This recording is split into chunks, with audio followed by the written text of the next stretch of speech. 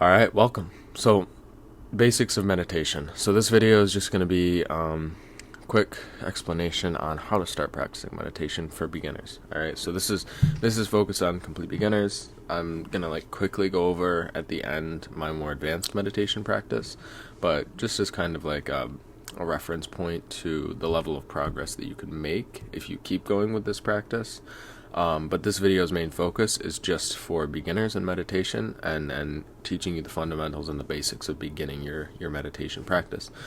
So I'm going to give you a step-by-step meditation that you can start with. I'm going to explain what presence is and why we're meditating, and then I'm going to kind of explain how you actually get into meditation, then go over my step-by-step guide. So before we start this video though, I would like to quickly announce that all of my paid products are now down below in the description. I have an ebook out. I have another free one coming out very soon, and you can book a one-on-one coaching call with me if you'd like. It's just a one-time call for me to get to talk to some of you guys and help you with any of your goals, any of your problems, and you can give me an idea of the things you're really here for, what you guys really need help with, so I can focus more on content based on you, because recently I've just been making whatever content I need personally for my own growth, because I don't have much of an audience yet to work with. But if you guys book some calls with me, if you leave comments down below, I can start to focus my content more towards what you actually need. So if you want, you can go and book a call with me. You can just talk to me. You can ask me any questions. I'll answer anything. I'll talk about any topics. Or if you have specific goals that you're struggling with, I can kind of help you create a framework to get there. But right now I'm working on developing a full coaching program that you'll be able to join very soon. And another thing, I do have a free community out. If you go down to that link in the description that I just talked about, the first little box will be a link to my free community that you can join. It's still in development, but you can join early if you'd like. But yeah, I think that's it. So we're going to begin. So the first thing I have that I want to talk about and discuss is presence, because presence is probably the most important thing when it comes to meditation, because presence is our key to accessing reality itself, right? So as gods, right, we have the ability to act and live as gods in this world, and this doesn't mean anything egoic. This doesn't mean anything This really doesn't mean anything at all, right? Human beings are naturally divine creatures. The power of God is within us, the power to create life, right? Creating life. That's all a God really is a being that's capable of creation, right? So to access that power of creation, we need to be in the present moment, because the past and the future don't exist. They aren't real. They are simply illusions, and I will talk about this in a second. But since the past and the present are not real, the past and the future are not real, because of this means that the only place that we can actually access creation, we can access our ability to bring things into this reality, to change our own reality, right? We can only access this power within the present moment, right? Because right here, right now is the only opportunity you'll ever have to change, right? And you may be looking at me like, what the fuck are you talking about? My situation is this, that, and the third. I can't change, right? And that's, I would say that thing that you are focused on, that thing that you think is the thing in your way, is actually that opportunity, right? That is your opportunity to change, right? Because you overcome that by overcoming whatever that is, right? Whatever excuse you just said, right? By overcoming that excuse, therefore you become a little stronger, you gain a little more insight, and you free yourself for the next challenge. And the next challenge that comes your way will, because you overcame the last one. But if you continue to avoid the last challenge, right? If you continue to avoid the challenge that's currently in your face, then you'll keep having this problem where, I can't change because of this thing, because this thing has always been there and I've never been able to change it and get rid of it. And maybe you're not supposed to. Maybe you're supposed to accept it and move on. Maybe you are supposed to change it, right? There are different ways to address the challenge, but the key and the point is to address that challenge, because every challenge that you address will bring you a little bit closer to your goal, right? Each challenge within the present moment that presents itself will bring you a little bit closer to your goal, right? That's not always going to mean tasks, by the way. So, like, let's say you're working and something comes up, a big task that someone else wants you to do, right? The challenge might be choosing between your work for your business or doing this random task that came up. And in order to get to your goal, the way to overcome that might be to continue focusing on your business, even though someone else might want your help, right? It could also be the opposite. It could also be sacrificing some of that business work to help someone else because you're so engrossed in your business that you don't ever hang out or spend any time with your family. So maybe the thing that you should overcome and the challenge that's presenting itself is you should sacrifice a little bit of business work. You might have something really important on the business to work on, but somebody else is asking for your time. It's a family member. It's someone you care about. You want to spend time with this person. You haven't, right? This is the ordeal. This is the challenge, overcoming yourself and allowing yourself to sacrifice a little bit of the business work in order to connect with someone that you love, right? And so we can only ever access these ordeals, right? We can only ever access these challenges right within the present moment. The other thing is that the present moment is infinite by nature, right? This reality is infinite by nature. There are infinite possibilities within this reality. And so by learning to access the present moment, and I don't just mean like being focused on the breath or like looking at a couple things in your surroundings and identifying them, like I've heard some meditation practices will talk about basically just bring yourself into the body, into the present moment, right? Being in the present moment is a completely altered state of consciousness. It's a completely different state of consciousness from the state of reaction of being within the human mind and the human body and almost perceiving ourselves as it, right? Identifying with it, right? This is a completely alternate state of consciousness from presence, right? So presence can also be considered to be being, right? The state of being, right? And the book, The Power of Now, actually explains this really, really, really well, right? The state of being, the state of presence, right? Being in the present moment and learning how to understand that and how to perceive it without thought, right? Because a lot of people will think over the present moment, think about being present, right? Think about being in the present moment, and you're thinking over that present moment, and so therefore you're out of presence, you're in the mind instead. So presence and stillness is essentially just the state of being, right? Being in this moment, being in this current moment, right? And how we do this is by essentially turning off the mind, right? Allowing thoughts to cease. We can release thoughts. We can turn them off, right? There's different ways to actually like visualize doing this, but you essentially just turn the brain off, right? And simply put, you just turn the brain off. And this is hard. This is a skill you got to build. This is the point of meditation, though. We're building that skill. So if you turn the brain off and you simply just be, you're not acting, you're not seeking, you're not pursuing, you're not doing, you are, right? This is a completely different state from action, from being in a flow state, or from thinking, being in thought, right? This is a state of full awareness, full presence, full stillness, and there's no perceived motion except for the movement of your consciousness, right? The movement of your energy through this reality, and then as you do so, reality will fold in on top of you. So essentially, when we are fully in the present moment and our awareness is fully here, grounded, we will actually be able to feel and perceive, well, some of us might not, but you'll actually be able to feel and perceive reality as it reshapes itself around you, right? It fixates itself around you because your consciousness is directing it, right? Because of the movement of your consciousness and the way it is moving, your consciousness is directing reality to shift and invert itself to reflect whatever you're projecting outwards, right? So the same process is happening right now. It's just that you're not in control of the process because your brain is currently in control of where your consciousness goes, not you.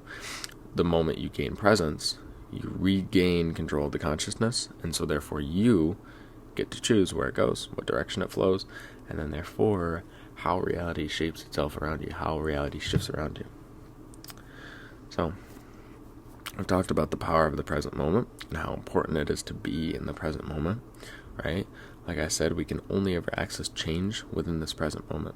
Let's use an example, right? Because some people might be saying, well, what if there's no opportunities for me to do this goal in the present moment? Like, what if I want to be a pro snowboarder and there's no fucking snow, right? So, this is the dilemma I had this year. We had no snow at all this year. But what do we do? What do we do instead, right? Same thing. Presence will be your key to liberation. But that doesn't always mean what you think it'll mean. That doesn't mean it'll look exactly what you want it to look like, right? So you might want to be a pro snowboarder and you might not have snow, but you might need to learn mental strength, fortitude, patience, right? You might need to learn certain virtues that you're being challenged and forced to face, right? You might need to make some money and move around, right? Go somewhere where there's more snow so you can train more. Right, so there are opportunities. You just have to know how to look for them. So what I would say with someone who may have a goal that just seems to be completely outside of their reach, right? Completely gone beyond their reach. They cannot possibly get to this goal. What I would say to this person is set the intention for the goal, right? You can't instantly reach the work that has to be done, for example, but you could reach a pad and a paper, or a pad and a pen, and write on a piece of paper exactly what you want to do, right? Exactly what the goal is. And this is a form of, within the present moment, accessing that reality, because you can bring that reality into the mind, or out of the mind rather, onto a physical piece of paper. You've brought that idea into reality, right? Now you go from that idea, and now you work from there, right? And so, again, you may not be able to immediately work at it, but by bringing it into reality, you have now shown this physical universe, which is a mind. It reflects whatever we present to it, right? So now we've shown this universe, this is what I want, this is what I desire. And so you will be given a challenge, right? If you set that intention even within your own mind, right? Very strongly within your own mind, you will be presented with a challenge. You will be presented with an opportunity to either fail and give in to this desire that you have, or not do the thing that you have to do, right? Or just run away from the challenge rather than face it, right? So if we fail, we do not get to move forward. We do not get to move closer to our vision. If we pass the challenge, right? If we overcome the challenge, we pass the test, we get to move forward, and we get to move a little bit closer to our desired reality. So, the past and the present. Why do I keep saying the present? The past and the future, rather. The past and the future don't exist. So, what does this mean? Right, the past and the future don't exist. Well, what do you mean? I was not in this exact place that I'm in right now yesterday. So how can that be true? Essentially, the way I explain this is the present moment is the only moment that there ever is, and the only moment that there will ever be. But all experiences, all moments, each moment, because we do live on a linear timeline, right? Each moment is one moment. Each moment is one combined moment, but we perceive it and we experience it as frame by frame. So as we move throughout this reality and we experience different moments in time, we create memories of these timelines, right? Of these present moments, right? Each one is its own present moment. We were in the present moment when we created this memory. But then it gets converted to a memory the moment you move into your next moment. Right? So it gets converted to memory. And so now, when we look to the past and what we perceive to be the past, we are actually looking into memories. We are looking into our perception of moments past, right?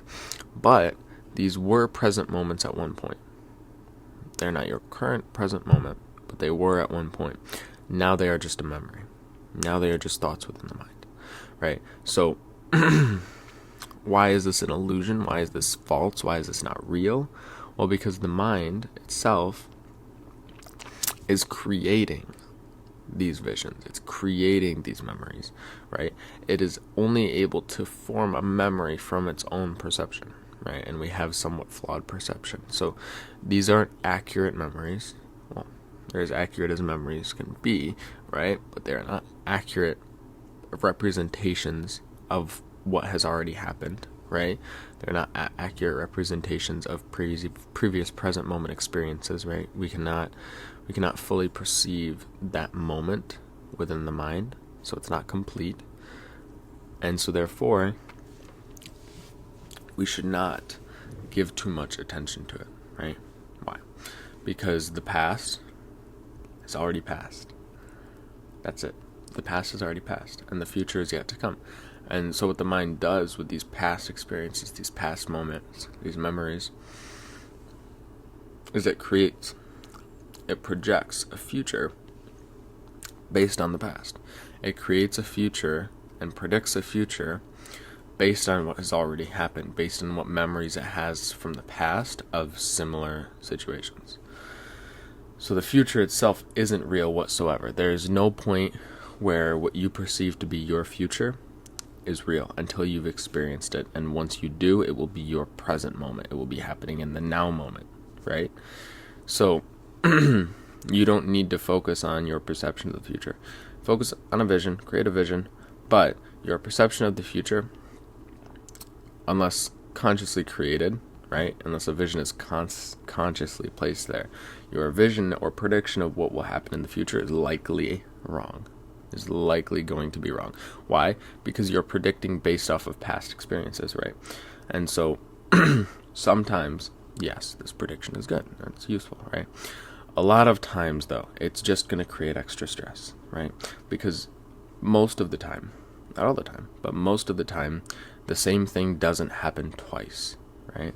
So you are more likely than not fine. So there's really no reason or need to worry about these projections. Your brain's going to do what it does.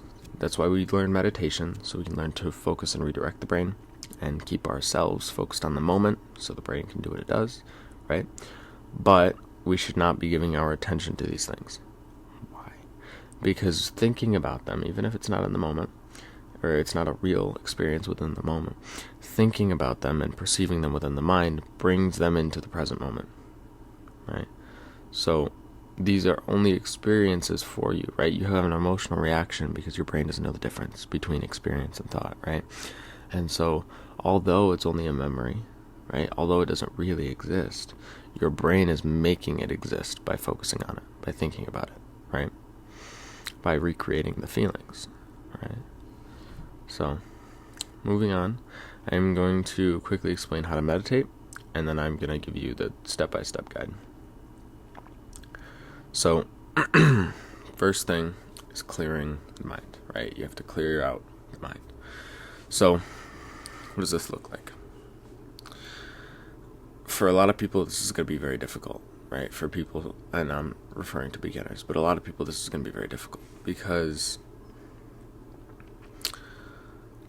clearing the mind is essentially going to mean observing it at first, right? So you are observing the mind, and what this will do is this will put you into a state of being, right? It will instantly bring you into a state of being, of presence, of being the observer, right? And so by observing the mind, you get out of the mind. You separate yourself from the mind. And this will allow you to then pull your consciousness, pull your attention away from the mind and then back onto the body. And how do we do this? We do this by focusing on the breath, right? So we focus on the breath.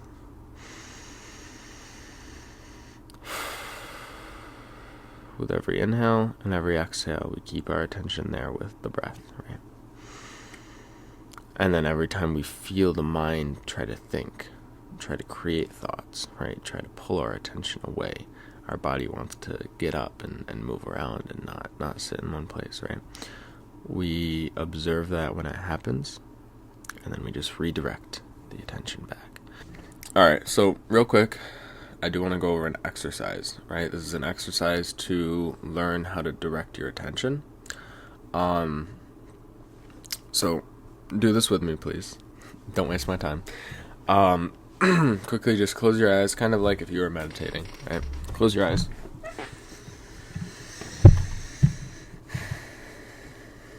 take a few deep breaths and just quickly figure out where your attention is right now. So I can feel there's quite a bit of energy up in my head, and a lot of my consciousness is up there.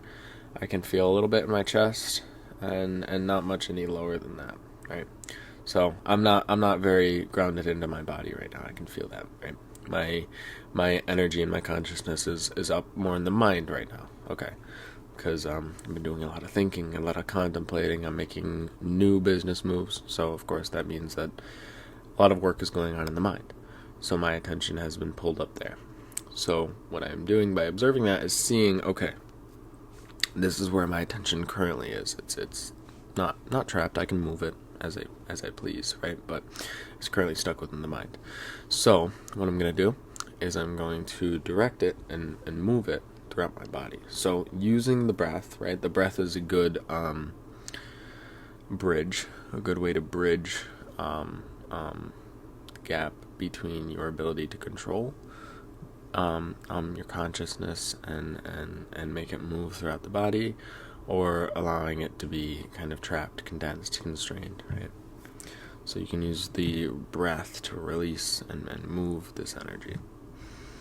So what you're going to do is basically just to practice the movement of your attention, right? You're going to find where it's stuck, wherever that might be.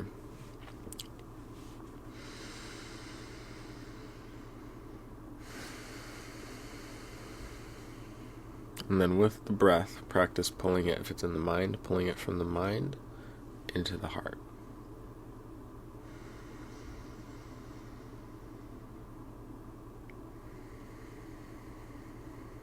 So the heart space, right, this centers us. Because if you think of the chakra system, there's 7, right? 3 here, 1 here. This is the middle chakra. This is the one that unites the spiritual and the physical planes. This is us. This is the soul, right? We are the bridge. We are the middle ground, right? The unified being, you could say. But so by bringing our attention down into the heart, instead of leaving it in the mind, we now release the energy, because the heart, just as it does with the blood, circulates energy, right? So now I want to do this 1 or 2 more times with you. So now you can feel your attention is in your heart. Okay, now move it. Move your awareness, just your perception, right? Your awareness, your consciousness, right? Move it around your body. So now try to move it down your arm and into one of your hands. So I'm doing my left hand right now. And without seeing it, feel what it's like to see it, if that makes sense, right? Feel it. Feel that hand, that part of your hand. Perceive it without seeing it, right? Okay, now move it back.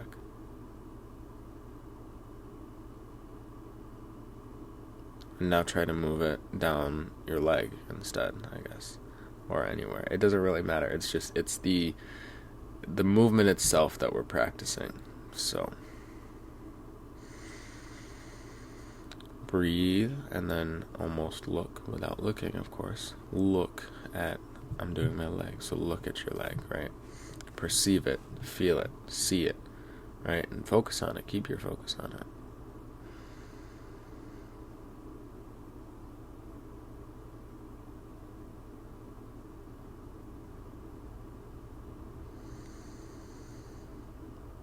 And then pull it back.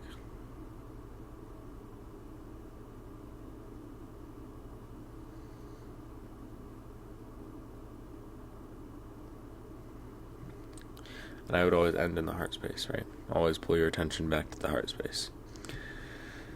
Yeah, so that's pretty much it. You guys can leave comments down below if you were struggling with that exercise, if you need like a better explanation, or if you couldn't feel anything, or you didn't quite know how to like move or direct your consciousness. I can work with you in my community if you join for free. And you can just send me a DM and I'll help you out there. Yeah, so if that worked for you, great. If it didn't do anything, you can message me, let me know. I'll help you out. But yeah, so now we basically just take that practice that we just learned, which is the direction of our consciousness, how to move it around our body. We take that, and now we just direct that consciousness right into the breath, straight into the breath, and we keep it there, and we focus it there. And every time we're pulled into the mind, out of the breath, we redirect it back to the breath. All right, so now we're going to go over the actual meditation practice. So how can you start meditating today? So first things first, I would set a timer. I would keep it short, right? If this is your very first time, that is. So I would keep it to like 3 minutes, 5 minutes, nothing too crazy, nothing complex, but nothing too easy, right? If you have to do a minute, do a minute. I'm not judging, but don't do a minute, right? Do like 3 minutes. If you really can't do 3 minutes, I don't care. Do a minute, right? But don't be lazy, is all I'm saying. Don't do less than you can, right? So once you have your timer, set it, throw it to the side, forget about it. Sit down, get comfortable. This is important. You want to be comfortable, at least at first, right? I sit crisscross. This is completely uncomfortable for me. I do it for discipline and mental challenge now. But when I first started meditating, I did it sitting right in this chair because I'm comfortable in this chair. And I wouldn't mind just sitting here for like 10 minutes, right? And so it was a little bit easier to start practicing meditation. Now that I'm doing it, I like to sit on the floor, even though it's a little bit harder. Whatever, right? So you want to be comfortable just so that this is easier for you. So sit down, get yourself comfortable. Sit upright. Make sure you are sitting upright. All right. You can meditate laying down, but like I fall asleep, so that's just me. I don't do it, but you can do whatever you want.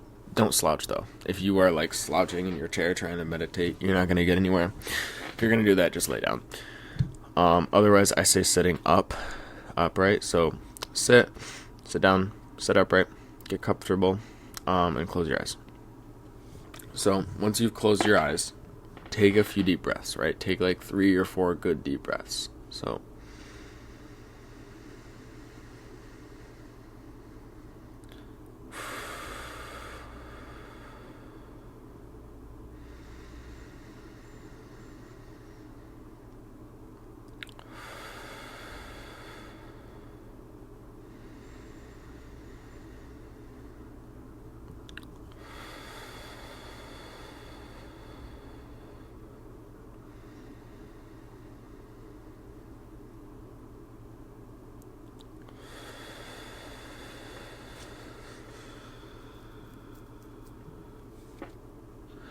alright, so now I wouldn't open your eyes. This is just me.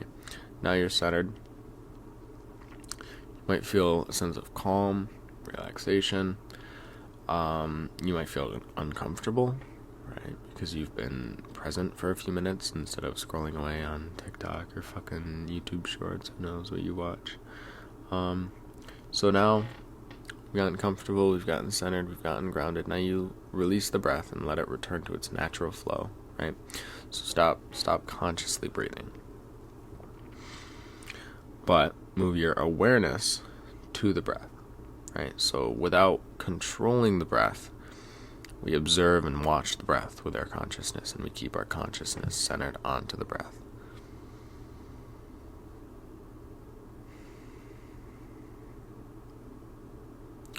So now, I felt my mind pull my attention into thought. I was thinking about what to say next, right? So, when you observe that, because that will happen, once you observe that and you see that happens, then you just simply pull the attention back to the breath, back to this present moment, right? And if you learn to do that well, just like I did, right, your mind will constantly just be feeding you with the right thoughts, right? Your mind will constantly feed you with all of the constructive thoughts, all of the thoughts that you need, right, that apply to the present moment. Because you're not distracting your attention with all of the things in your mind that your mind is processing. And this confuses the mind and makes it very hard to process information. But as well as the mind is able to process that information and then actually present you with thoughts that apply. And that's important, because if your attention is actually on the moment, your brain and your thoughts will be about what you're doing in the moment.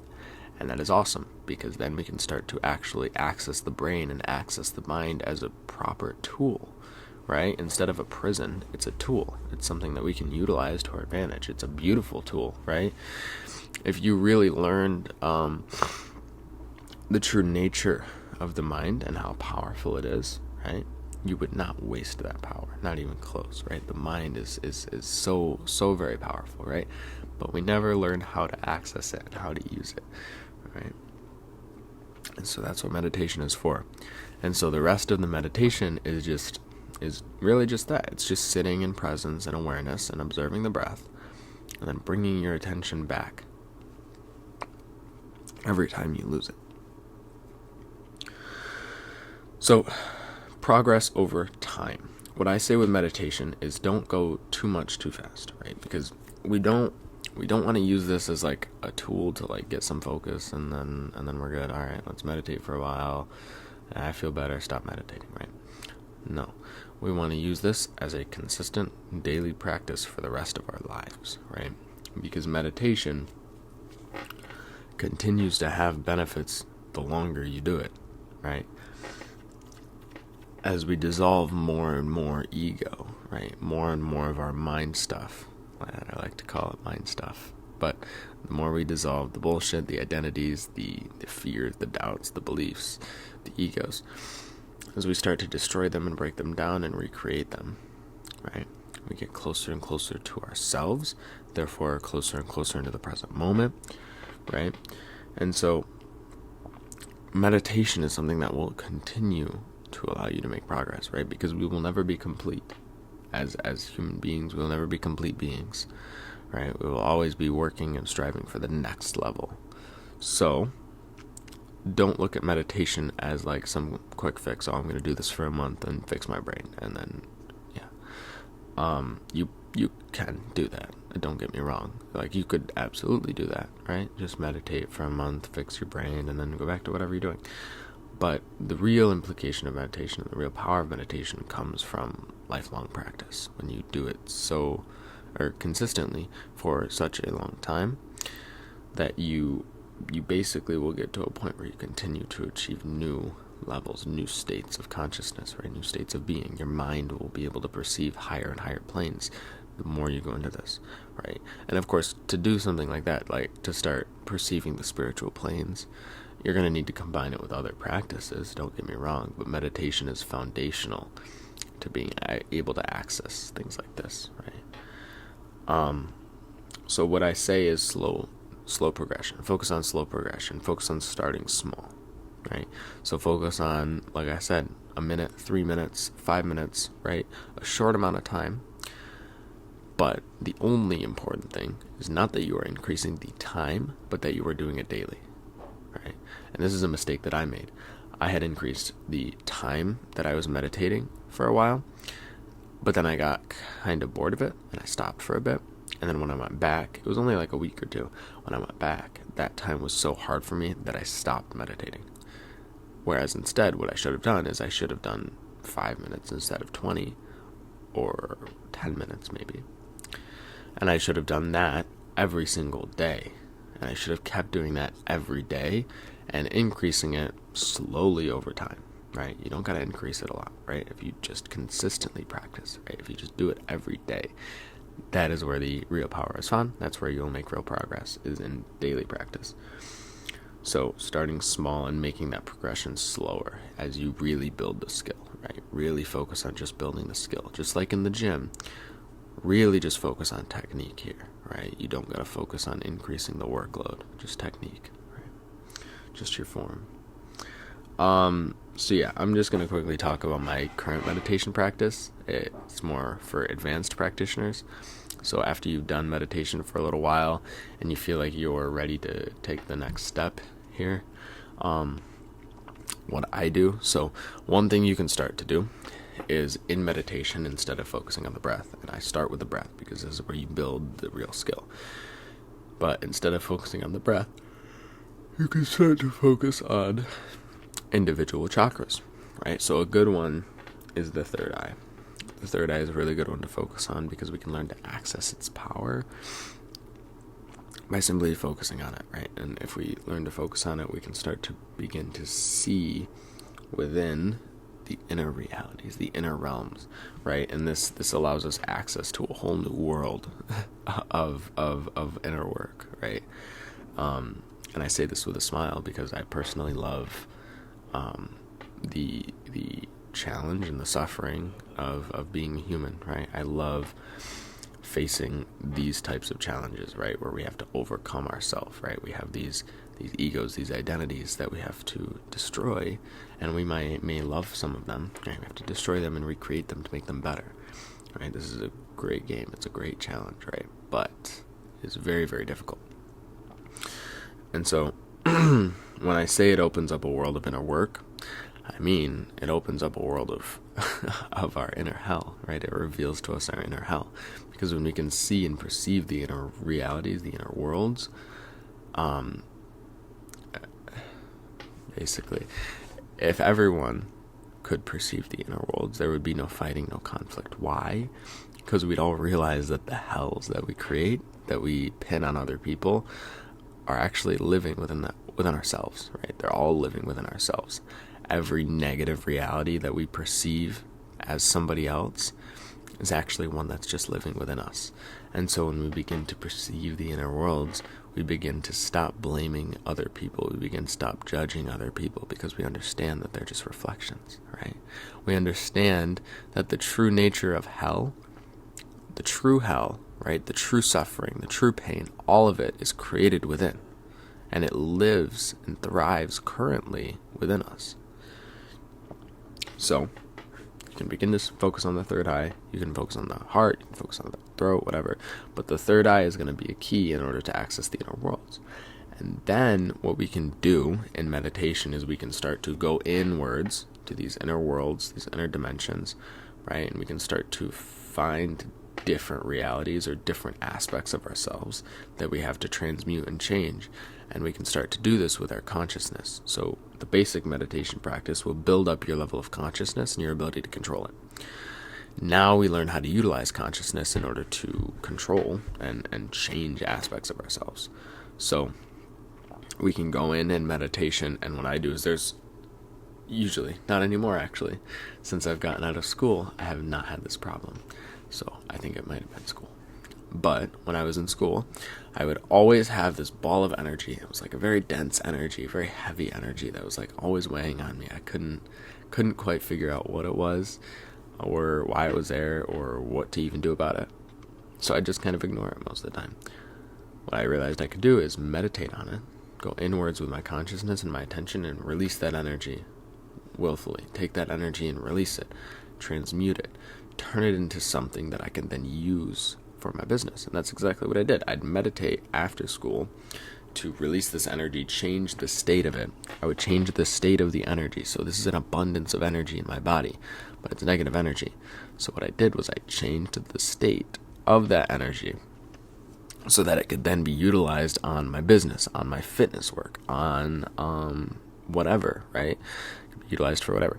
Healing my brain, healing my mind, right? Because like I just said, school was probably what was causing all of this stress, right? So I could start to heal my mind and my body from the stress, right? With this energy that was before causing the same stress, right? And so we can start to go in and directly reprogram the brain, right? So this is one thing I do. I'll go in and I will find a thought. I will find a pathway in my brain, something. I will snap the synapse, the connection. You can break the connection with your consciousness, and then before the connection reforms, because it will be quick to reform and heal itself, before the connection reforms, you change it. You redirect an aspect of it, right? You either put something in between, you put a blocker in between, and what's that blocker, right?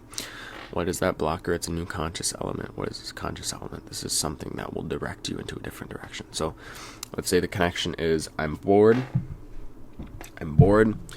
I do something that gets me thinking, right? This is my habit, but that thing that gets me thinking is smoking weed. Okay. Smoking weed is the thing that gets me thinking. Okay, so I'm bored, I want to just like get thinking about some cool shit, so I smoke some weed, right? We break that connection, and somewhere in between, we place something different. I'm bored. I want something that'll get me thinking. Let me get my notebook out, right? So we redirect this thought somewhere else now, right? We redirect this connection somewhere else now. And so this old stimuli will now cause a new reaction. And then we obviously have to go and we have to do the thing, right? We have to actually get the stimuli and then decide to consciously still redirect back to that new pathway we created. But each time we do it, it gets easier and easier, and eventually the old pathway will dissolve because it will become obsolete as we stop using it. And then you can do that with energy. And then if you sit within the inner worlds, within the body, and you simply ask to be presented with whatever it is you need to face, typically your guides, your God, right, your soul, your innermost, will present you with exactly what you need to perceive in order to make more progress, in order to move forward. What is the next thing that you need to understand about yourself, see from yourself, in order to move forward? And so I do this very often, even if I'm not meditating, right? I will constantly ask, like, well, what is it I need to face right now? What is it I need to see right now? Like, what is being shown to me, and why is this being shown to me? And usually I'll come to an answer. But in meditation, this is a little bit extra powerful because we can then be presented with images, we can be presented with energies, emotions, memories, whatever, right? Thoughts, right? We can be presented with all of these things instantly because we are not giving our attention or perceiving anything else, right? We're only perceiving the inner worlds, and then we can ask our innermost to bring something out for us to see fully, because we can now see it fully since we're in our inner worlds. And then if you do this like without meditation, so you're not like focused inward, it's more of just like a physical application. So I'll just give you an example. So like, let's say I come across like a challenge in my business, right? I'll be like, what is this showing me? Like, what is this presenting me with? What is this showing me? And usually a thought will come in. Oh, this. Oh, okay, I see it now. And then I can fix the challenge. And obviously that's easier said than done, but it's just a way of giving you an idea of what this would look like. And so when we are in the inner worlds, it will look like a more direct perception of some reality or some identity or something, some part of ourselves. And then if we do it to apply it to a problem, right, it's just going to be like, it's just going to be a thought usually, like we're going to be presented with a solution and then we can apply it. But I suggest it in meditation more than anything because you can fully perceive whatever it is that you're being presented with. Alright, so that's all I have for this video. Hope you guys enjoyed. If you enjoyed, press subscribe, leave a like down below. And other than that, you can check out my paid products, the first link in the description. If you're still watching, book a call with me, right? We can have a conversation. You can ask me any more questions you've got. And then check out that free community. Like I said, it's still in the works, but it's up and you can start joining and start filling it up. That's it though. Make sure you check out the link in the description. Make sure you press like, subscribe, all that good stuff. Peace.